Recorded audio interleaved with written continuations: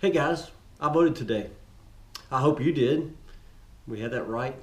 I voted for folks that I felt would best stood for the same values that I do.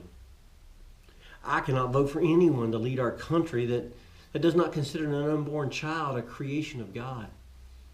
I believe that God has instructed us to protect our families, and so I voted for leadership that would not take that right away. I could continue on, but I think you get the idea. I don't really consider myself a Republican anymore, or a Democrat, or a conservative, or a liberal. I'm a believer in Jesus Christ. And regardless of the results of the election today, it's not going to change the mission of the church. To equip the saints and to go into the whole world and preach the gospel. And although it may become more difficult, the mission won't change.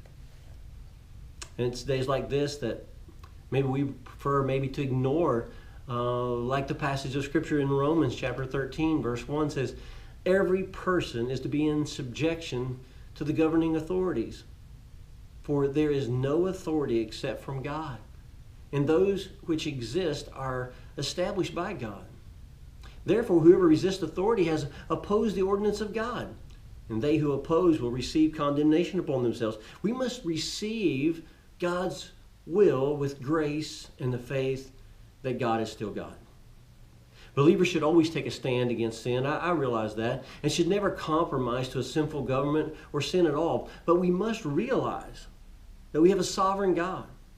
None of this is coming up on God by surprise. Before America even existed, before it was anything in existence, before the foundation of the world, God ordered His plan. And we can rest in that.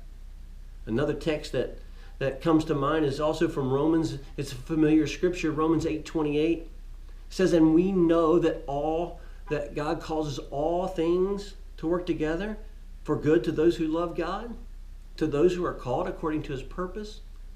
The election results won't change that.